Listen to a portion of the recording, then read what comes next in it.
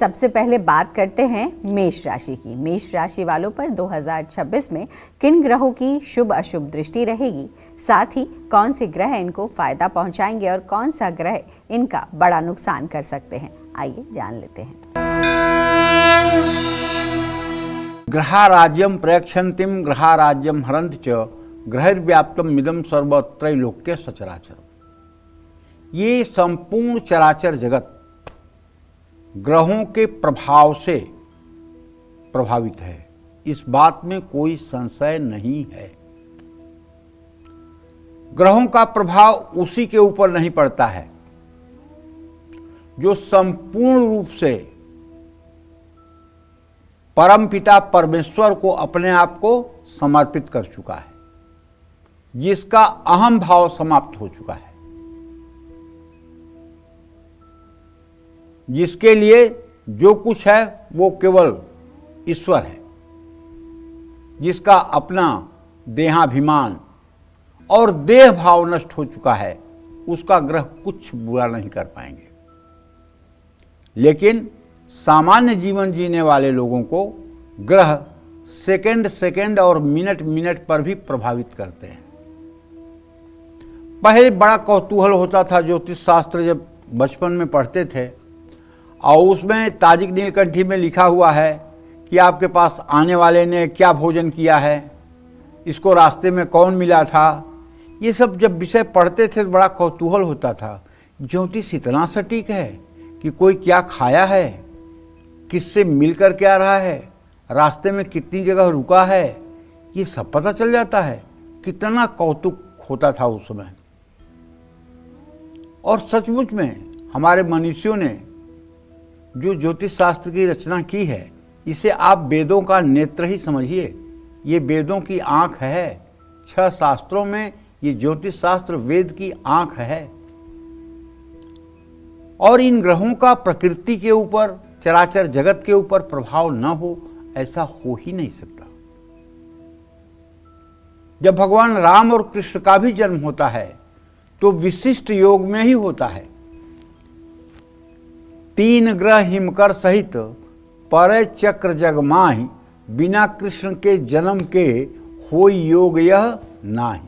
ये गोस्वामी तुलसीदास जी ने अपने तुलसी शब्दार्थ प्रकाश नामक ग्रंथ में लिखा है, जो इस समय तुलसी शब्दार्थ प्रकाश ग्रंथ अप्राप्य है।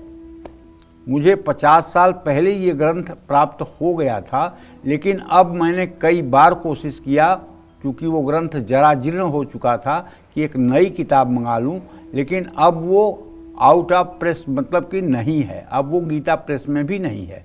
तुलसी शब्दार्थ प्रकाश, उसमें ज्योतिष के गोस्वामी तुलसीदास जी ने बहुत से विषयों का समावेश किया है।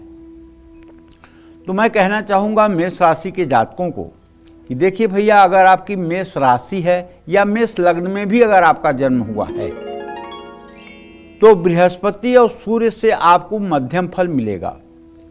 शुक्र और राहु से आपको सुफल प्राप्त होंगे।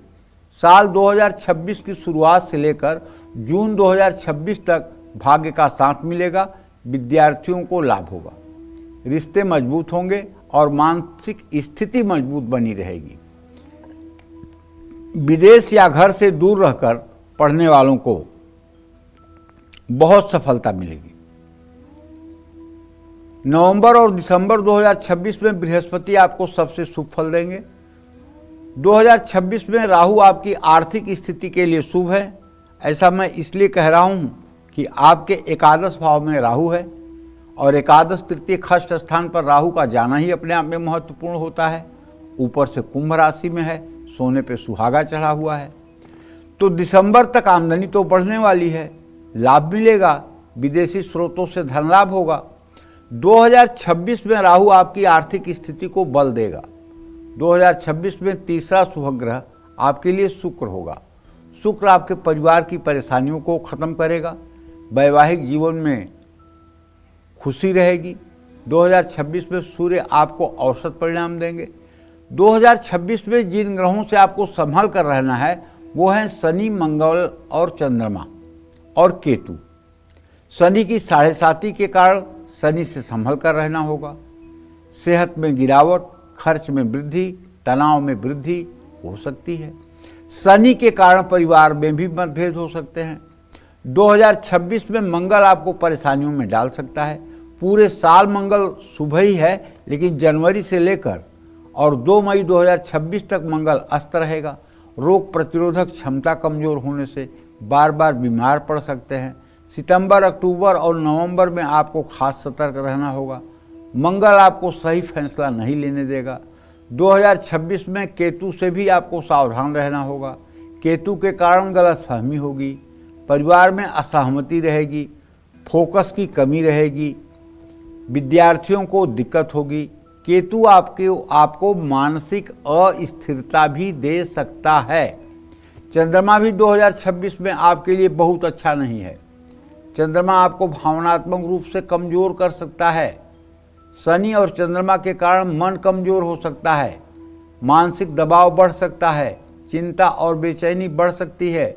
इसलिए पूरे महीने आपको भगवान शिव की आराधना करनी चाहिए और किसी शिवालय में जल, दूध, बेलपत्र चढ़ा करके और वहीं शिवालय में एक आसन बिछा करके उत्तर या पूर्व दिशा की तरफ मुंह करके ओम नमः शिवाय इस मंत्र का जितना अधिक से अधिक हो सके शिवालय में 40 दिनों तक जप करें। इससे पूरा साल आपका मंगलमय रहेगा। जय मां विंध्यवासिनी।